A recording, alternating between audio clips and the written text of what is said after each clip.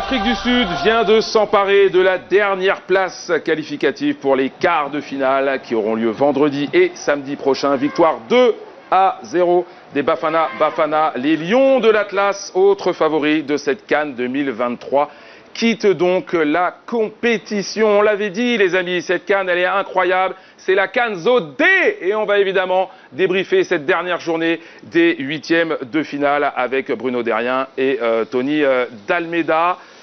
Incroyable, incroyable le nombre de favoris qui sont sortis au stade des huitièmes, Bruno. On en parlait avec Tony tout à l'heure. Sur les 8 quarts de finalistes, il n'y en a que 3 qui sont dans le top 10 des équipes africaines. Ça veut dire quelque chose, ça veut Tony. tout dire, quoi. Voilà. Je crois que c'est l'émergence des petites nations qui ont vaincu un peu leur complexe et qui aujourd'hui osent, aussi, ouais. qui ont progressé. Et voilà, il n'y a plus de petites équipes. Certaines équipes, je dirais, se reposent un peu sur leur laurier, quoi. Se reposent sur leur histoire. Et on voit les nouvelles équipes émerger. Et je trouve ça, moi, très chouette. Est-ce que c'est plus ça, Bruno, des équipes qui se reposent sur leur histoire, sur leur passé glorieux, ou est-ce que, Tony, ce sont plus les autres, les nations émergentes qui ont progressé, qui travaillent et qui font des éliminatoires et qui rencontrent ces équipes-là, les joueurs s'expatrient ou pas d'ailleurs, mais voilà, c'est plus un nivellement par le haut. C'est effectivement un nivellement par, je dirais par le bas, non, par le bas, parce que c'est les petites équipes qui montent, à mon sens, hein, et oui, parce qu'elles se préparent mieux, elles ont moins peur des autres équipes parce que également, elles aussi, elles veulent se faire voir, se faire montrer. Il y a une histoire de patriotisme aussi derrière. Les politiques sont de plus en plus impliquées parce que c'est l'image du pays qui est en jeu, parce qu'on le voit dans les déclarations des joueurs, à chaque fois qu'ils parlent, le pays est derrière nous, on a fait ça pour le pays. Les autres aussi en parlent, mais chez les petites équipes, c'est beaucoup plus poignant. Chez ces équipes-là, et puis il faut dire que c'est vrai qu'il y a certaines sélections qu'on a vues qui sont venues ici favorites, qui n'avaient de favoris que le nom. Allez, on va retrouver Anthony Plat, notre envoyé spécial à San Pedro. Il est avec un Sud-Africain, Percy Tau, il doit être happy. Tout le monde est très happy, David. So, Percy, you played a great game. Percy, vous avez fait un très grand match. C'était dur parce que le Maroc a mis beaucoup de pression. Que pensez-vous qui a été la clé pour vous dans ce match? C'était un match très difficile. On savait comment on voulait défendre, comment on voulait jouer. Ils nous ont causé beaucoup de problèmes, mais on a réussi à... On n'a pas concédé beaucoup d'occasions et c'est ce qui nous a permis d'aller loin. Vous avez éliminé la dernière équipe africaine qui avait joué la Coupe du Monde, la demi-finale. Qu'est-ce que ça représente pour le football africain? Je pense qu'il ne faut pas se focaliser là-dessus. On est content de les avoir battus, mais ça ne veut rien dire. Ça ne change rien à la grande équipe que c'est. Vous vous préparez pour le prochain match. Est-ce que vous savez comment vous allez gérer la pression? Ce soir, on va se reposer et puis à partir de demain, on va préparer les prochaines échéances. Le sourire, merci, merci. Très heureux. On va essayer de vous attraper quelques joueurs tout à l'heure. En tout cas, c'est ambiance de fête pour les Bafana Bafana. Et oui, on imagine les Bafana Bafana d'Hugo Bross. Alors, est-ce qu'Anthony est avec quelqu'un? Eh bien, il est avec Hugo Bross, on vous laisse filer. Oui. Et donc, nous sommes avec le sélectionneur des Bafana Bafana. Tout d'abord, bravo pour la qualification. C'est un match assez difficile. Il y a eu beaucoup de scénarios en deuxième mi-temps, un match assez fou. Quelle a été la clé de ce match, selon vous, pour votre victoire? Je pense qu'on a fait un très bon match. On a bien analysé cette équipe du Maroc et je pense que la façon dont on a joué, la tactique qu'on a employée, que c'était la bonne. Donc le Maroc n'a pas vraiment eu beaucoup d'occasions, certainement le premier mi-temps. Le deuxième mi-temps, après le 1-0, ils ont commencé à jouer le power play avec des longues balles, les grands gabarits devant. Là, on a souffert un petit peu, on a échappé quelques fois. Mais on a résisté avec le deuxième but, le match était joué. Et plus globalement, au niveau du football africain, vous avez quand même éliminé ce soir la dernière nation qui avait représenté l'Afrique à la dernière Coupe du Monde. Est-ce que vous pensez qu'il y a quelque chose qui change sur la scène africaine ces dernières années?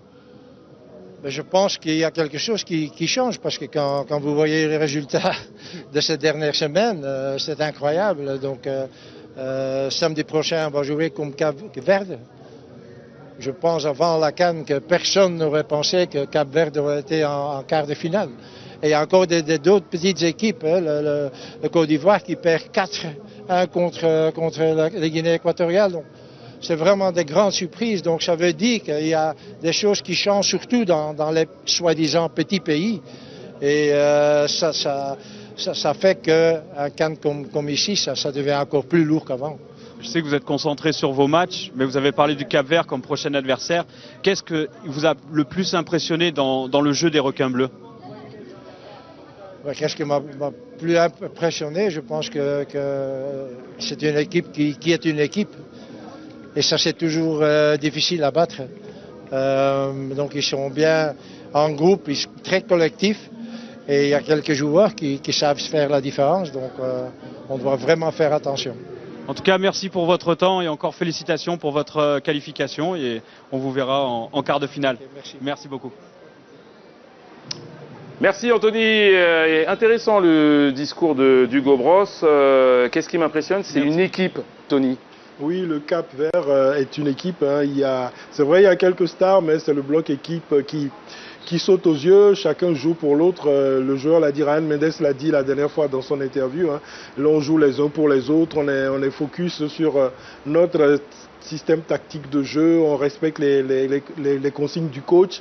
Et c'est tout ça qui fait la force du Cap-Vert. Mais si tu permets, David, l'Afrique du Sud aussi joue maintenant l'équipe. Hein. Il y a des stars, mais aujourd'hui, on a vu vraiment une équipe. Hein. C'est un bloc équipe qui a défendu bec et ongle sa surface de réparation. Le Maroc n'a pratiquement pas eu d'occasion de but, si ce n'est quand il balançait de longues balles dans la défense sud-africaine. Eh bien, les Sud-Africains, on les retrouve avec Anthony Pla à San Pedro. Il est avec Themba Zwane. Oui, encore un vainqueur, toujours cette ambiance de fête. So you qualified Vous êtes qualifié pour les quarts de finale. Le Maroc était favori. Comment vous avez préparé mentalement et physiquement ce match? On connaît cette équipe, on sait qu'on doit être fort. On ne doit pas les laisser jouer. C'est une bonne équipe, mais nous aussi on est une bonne équipe. On l'a montré aujourd'hui, on a essayé de jouer notre jeu. On a eu des occasions, on les a mises au fond. On a marqué 2 buts et donc c'est logique qu'on gagne. Ce coup franc à la fin était incroyable. Qu'est-ce que vous avez pensé? C'est vrai qu'il est fabuleux son coup franc, mais vous savez, il s'entraîne quotidiennement pour ça. Il travaille ses gammes. Donc à chaque fois qu'il y a un coup franc, on espère qu'il va réussir comme à l'entraînement. Vous avez déjà marqué 2 buts dans ce tournoi. Comment tu évalues ta performance depuis le début de cette compétition? Écoutez, jusqu'ici ça va. Mais je pense d'abord au collectif. J'essaie de contribuer au succès de l'équipe. Et je vais essayer de faire ça jusqu'au prochain match. Le Cap-Vert est aussi une surprise. Vous allez les affronter en quart de finale. Qu'est-ce qui vous impresse dans leur jeu? C'est une belle équipe. Ils travaillent dur. Ils sont solidaires. C'est la même chose que nous. Ça va être un super match à regarder. Mais on est prêt à les affronter. Congratulations for the qualification and we'll see you in the quarterfinals. Thank you very much for your time. Merci beaucoup, on vous croisera en quart de finale. Et Themba Zwane qui a aussi remercié Anthony Pla. On va regarder, les amis, l'arbre de la qualification et vous allez vous apercevoir que c'est très ouvert. On aura l'occasion d'y revenir puisqu'évidemment on va vous montrer les buts qui ont été marqués aujourd'hui. Nigeria, Angola, Afrique du Sud, Cap-Vert. Les 2 vainqueurs se croiseront en demi-finale. République démocratique du Congo, Guinée, Mali, Côte d'Ivoire. Là pareil, les 2 vainqueurs se retrouveront. Allez, on va revenir sur ce qui s'est passé ce soir entre le Maroc et l'Afrique du Sud. Le Maroc était favori, mais c'est bien l'Afrique du Sud qui ouvre le score après une première période soporifique. 55e, Makopa ajuste Bounou. Ça fait 1-0 pour les Bafana. On aurait pu croire à une petite situation de hors-jeu, mais il n'en est rien. 1-0 pour les Bafana qui sont bien dans leur match, ils ont bien défendu. Et là, ils mettent un petit coup de massue au Maroc, Tony. Oui, un véritable coup de massue au Maroc qui pensait, parce qu'il pressait, il dominait, avoir la maîtrise du jeu. Mais il suffit d'une fois et c'est ce qui s'est passé. Un petit moment d'inattention du numéro 3 marocain qui ne s'est pas bien aligné. Mazraoui qui ne s'est pas bien aligné. Il est même sorti sur blessure, je crois. Il n'est pas bien remis de sa blessure. Il ne s'est pas bien aligné, ce qui a permis au 9 Marc Gakopé de l'Afrique du Sud de battre Bounou, pour le premier but sud-africain. Et puis dans les 10 dernières minutes, il commence à se passer des choses parce qu'évidemment les Marocains veulent revenir au score. Bruno, il va y avoir une situation qui va amener une réparation. On joue la 81e. Et là, qu'est-ce qui se passe? Cette frappe de El Kaibi, elle est contrée par le bras d'Anvalak. Ça échappe à l'arbitre soudanais. Regardez, on le revoit là. C'est bien le bras qui écarte le ballon, qui prenait la direction du but. Ça échappe à l'arbitre. On est toujours sur la même problématique, hein, geste naturel, pas naturel, agrandissement de la surface. Le bras dévie complètement la trajectoire du ballon qui prenait la direction du but. Donc ça échappe à l'arbitre assistant. Il va voir la VAR et donc il signale le penalty. On va voir une image aussi. Moi j'étais choqué par l'agressivité des Marocains. Non, mais on peut revoir le penalty ensuite. Oui, on va revoir le penalty. Oui, regardez ça. Ouani, là, ce qu'il fait, elle regarde l'arbitre, c'est intolérable. Vous voyez, le foot, c'est le seul sport où l'arbitre est sous la pression physique des joueurs. Ça sert strictement à rien. Aujourd'hui, l'arbitre a un parachute. Il peut aller voir la VAR et prendre la bonne décision. Pourquoi être aussi nerveux? Alors, il peut aller voir et prendre la bonne décision. On voit un petit peu tous les jours que c'est pas forcément. Oui, mais en règle, là, on savait très bien qu'il y avait. Mais ça justifie pas le comportement. Non, mais c'est insupportable. J'ai trouvé les Marocains, moi, très nerveux. Oui, ils sont menés, Bruno. Ils vont sortir du tournoi. Ouais, mais quand bien même, je crois qu'il faut quand même garder ses nerfs. Ça, ces images-là, on ne devrait pas les voir. C'est mon sentiment. C'est dit. Voilà. C'est dit. Regardez ce qu'a fait Achraf Hakimi de ce penalty, de cette opportunité d'égaliser, Tony. Malheureusement, il rate son geste technique, hein, parce qu'on ne sait pas si c'est plat du pied extérieur, etc. Est-ce qu'il voulait faire un piqué? Bon, il a tout mélangé dans sa tête et la balle est partie heurter la transversale. Et puis voilà. Joueur qui commence à être un petit peu expérimenté, qui a un très bon pied droit. Oui, c'est un peu dommage, hein. Personne n'aurait pensé qu'Hakimi rate ce pénalty-là, mais voilà, c'est un geste technique et il faut le réussir. Il n'a pas réussi. Bon, dommage pour le Maroc, tant mieux pour l'Afrique du Sud. Petite cause, grande conséquence, puisque quelques instants plus tard, il va y avoir le deuxième but sud-africain. Alors, d'abord, on va revenir, Bruno, sur... Le premier carton jaune qui est donné à Amrabat pour cette faute en dehors de l'action, tout à fait justifié. Et là, l'arbitre sanctionne là encore une faute d'Amrabat et il va lui mettre un deuxième carton jaune, synonyme de carton rouge. Et ensuite, il va être appelé, on va le voir par l'arbitre VAR, parce que cette faute en elle-même méritait directement un carton rouge parce qu'elle empêche une action nette de but. Donc c'était un rouge direct et pas un deuxième rouge. Vous voyez là, il fait signe à l'arbitre, au joueur, qu'il annule le carton jaune et qu'il met un carton rouge direct. Pourquoi? Parce que quand vous êtes exclu directement, la sanction disciplinaire est souvent plus forte que lorsque vous prenez 2 cartons jaunes. Très bien. C'est juste assez anecdotique. Vous voyez, Non, c'est important. C'est important en tout cas, parce que au final, le joueur est exclu. Ce qui suit aura pas d'incidence finalement sur la qualification des Sud-Africains, mais pour votre plaisir, rien que pour nos yeux, regardez ça. C'est magnifique. Superbe coup franc du Sud-Africain, hein, de Mokoena, il s'appelle, je pense que c'est Mokoena, qui met un superbe coup franc et il s'entraîne tous les jours à l'entraînement, comme l'a dit Zouané. Et ça, est vraiment, il faut le travailler. Et puis, il n'y avait pas n'importe quel gardien de but en face, hein, il y avait Bounou, et ça frappe le poteau avant de rentrer. C'est parfaitement bien tiré. Magnifique ce but. Alors, on le rappelle, hein, qu'il ne change rien à la qualif, mais ça, des buts comme ça fait toujours plaisir. Il a enlevé la tôle d'araignée, là. Hein.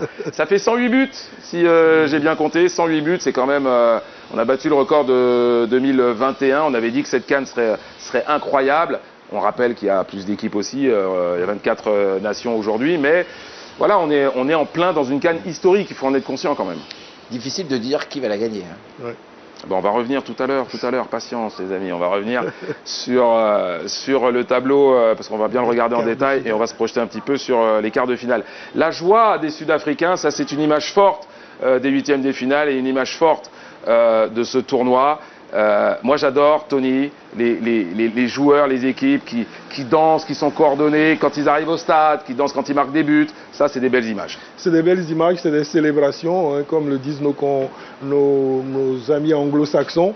Et il y a des célébrations pour les buts, comme celle de Mokoena. Et puis il y a malheureusement aussi les manifestations de tristesse, comme pour les Marocains, on le voit, parce que quand il y a quelqu'un qui gagne, c'est forcément quelqu'un d'autre qui perd. Et on a vu Hakim Ziyech dans les tribunes, qui était forfait pour cette rencontre. Il a beaucoup manqué à son équipe aujourd'hui. Ziyech aurait été là, il y aurait une meilleure maîtrise et on n'aurait pas vu les Marocains balancer de longues balles dans la surface de réparation. Vous pensez vraiment comme ça a été le cas? Je pense, parce que le Maroc était obligé de faire le jeu aujourd'hui, ce qui n'était pas le cas souvent.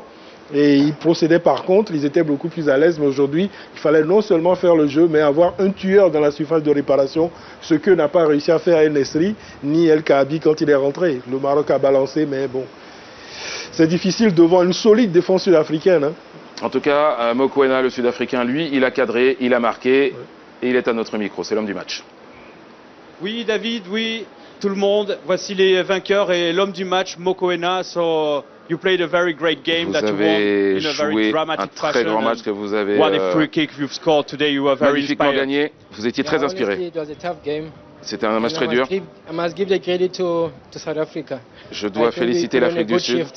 On sait tous que le Maroc est une bonne équipe.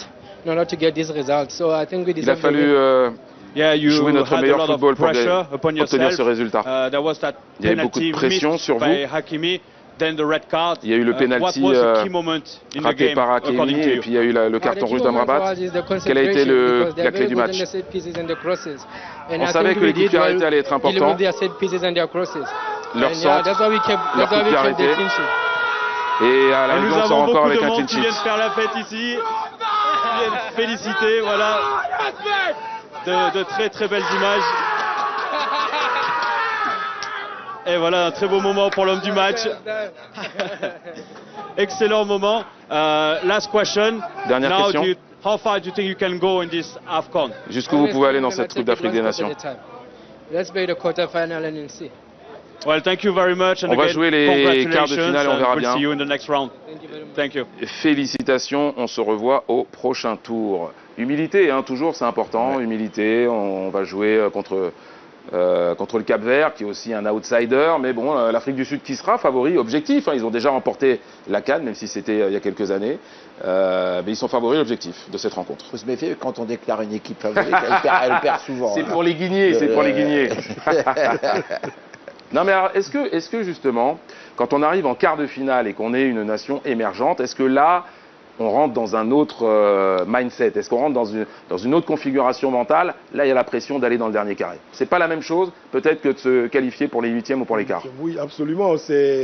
On a beaucoup plus de pression. Ils peuvent se la mettre eux-mêmes inutilement ou bien l'entourage, parce qu'on est proche de l'exploit. Quand vous gagnez les quarts de finale, vous allez en demi-finale, ce qui n'est encore jamais arrivé au Cap-Vert. Mais l'Afrique du Sud est une habituée. Je crois qu'elle a fait finale et 2 finales de suite, dont un titre remporté. Donc je pense que le Cap-Vert, c'est l'équipe qui sera à suivre. Si l'Afrique du Sud passe, on ne sera pas surpris, mais la surprise viendrait du fait que le Cap-Vert passe ce cap-là qui lui ferait vraiment monter d'un cran au-dessus dans le classement africain. Dans la hiérarchie africaine. Autant le Cap-Vert que les Sud-Africains, ils ont réussi leur CAN, quoi qu'il arrive. Oui, parce que personne ne les attendait. Voilà, ils n'ont plus de pression. Donc ils sont heureux, ils vont jouer. Et c'est là où peut-être eux, ils auront moins de pression, ils vont aller au bout. Allez, on va regarder ce qui s'est passé dans le match d'avant. C'était à 17h entre les Aigles du Mali et les Étalons du Burkina Faso. Et ça démarre très très mal. Dès la 3e minute, il y a de quoi vous plomber un match. C'est Tapsoba qui commet un geste assez incompréhensible et qui permet au Mali d'ouvrir le score. Et puis c'est Lassine Sinayoko qui va s'envoler, lui, pour inscrire le 2-0 entre les jambes du gardien. Un geste qu'on a beaucoup vu aujourd'hui, puisque les Sud-Africains aussi ont choisi cette façon de marquer. Et puis en toute fin de match, il y aura un penalty qui va être tiré par, non pas en toute fin de match, à la 57e, pardon, par Bertrand Traoré, qui aura inscrit 3 buts dans cette compétition et 3 penalty. Et on l'a dit tout à l'heure, Tony, les penalty, il faut savoir les marquer. C'est un exercice très très difficile. C'est pas la loterie, comme beaucoup le disent, mais voilà, c'est un exercice qui peut avoir de l'importance. Les 7 pieces, hein, comme ils ont dit les Sud-Africains, les coups de pied arrêtés. Oui. Les Ivoiriens savent les tirer en tout cas. Allez, on va regarder l'arbre des qualifiés. On vous le remet. C'est les 8 meilleures équipes. Le Nigeria va affronter l'Angola. L'Afrique du Sud va affronter le Cap-Vert. La République démocratique du Congo va affronter la Guinée. Le Mali va affronter la Côte d'Ivoire. Messieurs, je vais faire très simple. Les tableaux ont l'air ouverts pour la Côte d'Ivoire et pour le Nigeria. Mais on sait bien qu'en football, tout est possible. Qui sont vos favoris? Je vous rappelle que Nigeria, Angola, Afrique du Sud, Cap-Vert, ces 4-là se croisent. Les 2 vainqueurs feront une demi-finale. Pour les autres, République démocratique du Congo, Guinée et Mali, Côte d'Ivoire, ces 4-là se retrouveront dans une 2e demi-finale. Tony. Alors, je vais me mouiller, je mettrai une pièce sur le Nigeria, sur l'Afrique du Sud, pour la première demi-finale. Et puis, dans l'autre partie du tableau, je vais prendre la République démocratique du Congo et la Côte d'Ivoire. Donc, pas de surprise. A priori. Si, quand même. Qui est Nigeria, Afrique du Sud. Oui, Nigeria, j'ai dit Nigeria, Afrique du Sud, oui. Et mais par contre, la Guinée face à la RDC. Mais vous avez dit RDC. J'ai dit RDC, oui, mais la Guinée a montré un meilleur visage que la RDC. D'accord. Bon, Bruno. Pour moi, en tout cas. On peut revoir le tableau, peut-être? Je vous le dis, Bruno. Nigeria, Angola, Afrique du Sud, Cap-Vert. Ces 4-là vont se croiser en demi-finale, enfin les 2 vainqueurs. Alors, je vais dire Angola, Cap-Vert. L'Angola et le Cap-Vert, donc 2 surprises a priori. Voilà, tant qu'à faire, on y va. C'est bien, c'est bien, Bruno, il joue le jeu. Et après, RDC, Guinée et Mali, Côte d'Ivoire. Alors, Côte d'Ivoire, RDC. Côte d'Ivoire, donc le pays hôte, voilà. Contre la RDC, ça devrait être un beau match aussi. Et vous voulez la finale? Vous voulez me donner la finale? Ouais. Attention, c'est enregistré, Bruno. Allez, je dirais Côte d'Ivoire, Angola. Ouais, mais vous allez un petit peu vite en besogne parce qu'avant ça, il y a les quarts de finale. Tous les pronostics, je me suis planté. C'est pour ça qu'on vous aime. Vendredi et samedi, c'est donc les quarts de finale qu'il va falloir jouer avant d'aller en demi-finale. Les 8 meilleures équipes ne seront plus que 4 à l'issue. Teaser. In this moment, all the teams can win this tournament. Oh, it's a beautiful opportunity there. Lookman has got it. Unbelievable. We must improve on the pitch. On n'a pas d'objectif. On vient pour aller le plus loin possible.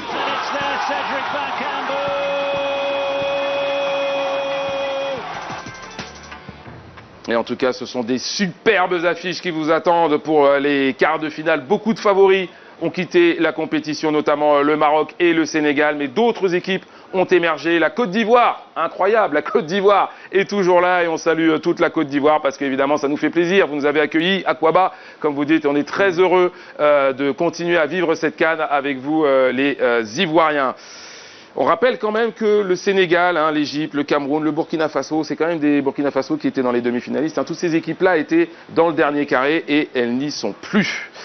Allez, on va partir du côté des vidéos qui ont buzzé, parce que vous le savez, tous les jours, Internet se délecte, les réseaux sociaux se délectent de tout ce qui se passe sur la planète foot, comme on dit. J'aime pas trop cette expression, mais voilà, c'est le Gberet. À tout à l'heure.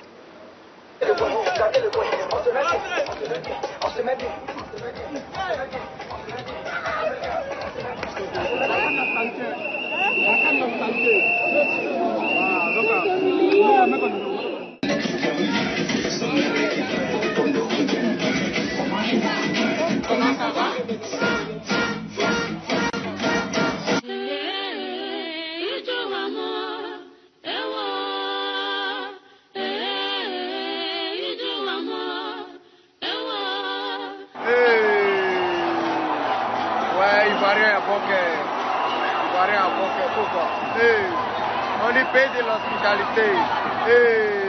Ivoirien. Ouais, c'est pas de mon frère. Abdou, ouais, les gars. Ouais, merci mon frère.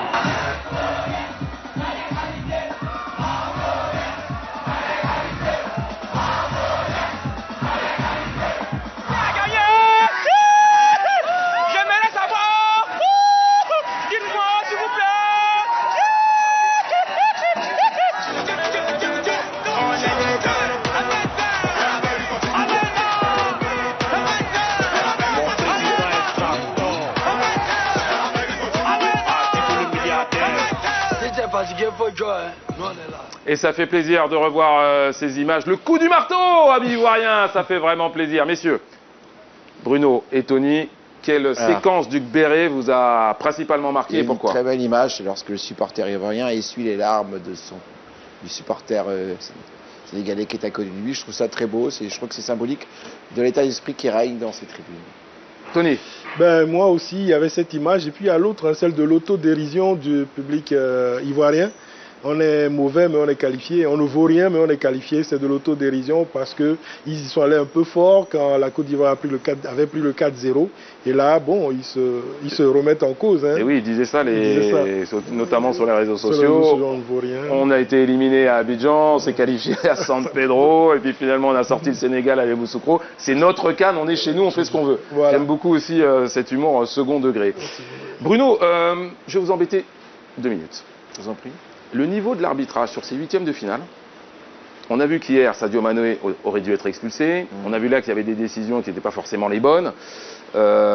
Aujourd'hui, qu'est-ce que vous avez pensé de la prestation des corps arbitraux sur ces 8e de finale que vous avez suivis, évidemment? Ce qu'on demande à un arbitre sur un match éliminatoire comme ça, c'est de ne pas faire le score. De ne pas être décisif dans une qualification. Voilà, avoir une décision qui impacte le score.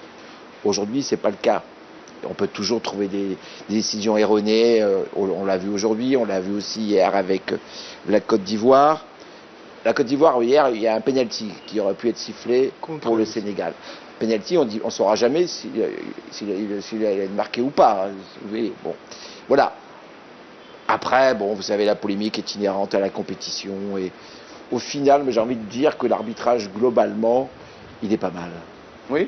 Ouais. Ben c'est important. Sur l'ensemble de... Mais non, parce qu'on a souvent critiqué l'arbitrage africain. Non, mais c'est pour ça que c'est important d'avoir votre avis, Bruno. Et trop souvent. Et je trouve que là aussi, l'arbitrage africain progresse, et c'est tant mieux, et il faut le dire.